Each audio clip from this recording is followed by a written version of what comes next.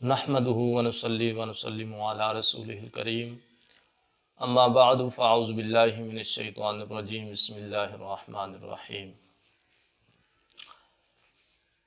سامعین کرام،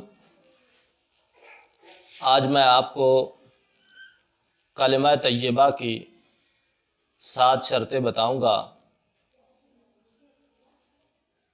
کہ وہ اگر 7 شرطیں پائی جائیں تو کلمے والے کو فائدہ دے گا، اگر وہ 7 شرطیں نہ پائی جائیں تو کلمے والے کو کچھ فائدہ نہیں دے گا۔ ان 7 شرطوں میں سے پہلی شرط کلمہ طیبہ یعنی لا الہ الا اللہ کے معنی کا علم ہونا نفی اور اس بات کے لحاظ سے، یعنی لا الہ الا اللہ تمام معبودان باطلہ کی نفی ہو، الا اللہ معبود حقیقی کا اس بات ہو، تو یہ اس نفی اور اس بات کا علم ہو تو ہی کلمے والے کو فائدہ دے گا، ورنہ کلمے والے کو کچھ فائدہ نہیں دے گا۔ دوسری شرط یقین، یعنی یہ کلمہ یقین کے ساتھ پڑھا جائے اور اس کے معنی پر یقین رکھا جائے۔ اگر یقین نہ ہو تو یہ کلمے والے کو کچھ بھی فائدہ نہیں دے گا۔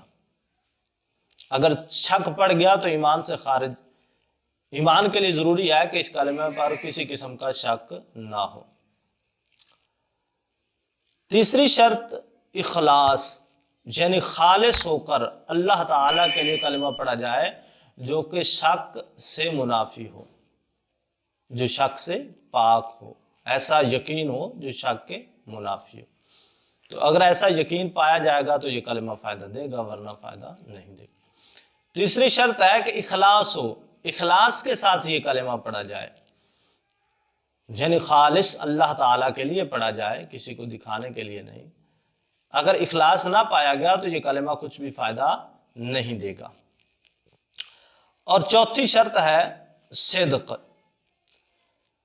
ایسا صدق ہو جو نفاق سے پاک ہو، یعنی منافقین جس طرح مسلمانوں کے پاس آتے ہیں اور کلمہ پڑھتے ہیں، لیکن جب کافروں کے پاس جاتے ہیں تو وہ کہتے ہیں ہم جھوٹ بول کر ادھر آئے، تو ان کے درمیان وہ صدق ان میں نہیں پایا گیا، جس کی وجہ سے ان کو کلمہ نے کچھ فائدہ نہیں دیا۔ کلمہ پڑھ کر بھی وہ جناب والا جہنم کے نچلے گڑھے میں۔ اور 5ویں شرط ہے محبت، کہ یہ کلمہ پڑھے تو اس کو محبت کے ساتھ پڑھے، اگر محبت نہیں ہے تو یہ کلمہ کچھ بھی فائدہ نہیں دے گا۔ مجبوراً پڑھ لیا، مجبور ہو کر پڑھ لیا تو وہ مسلمان نہیں ہوگا، محبت کے ساتھ کلمہ پڑھے تو ہی مسلمان ہوگا، تو ہی وہ یہ کلمہ اس کو فائدہ دے گا کلمے والے کو۔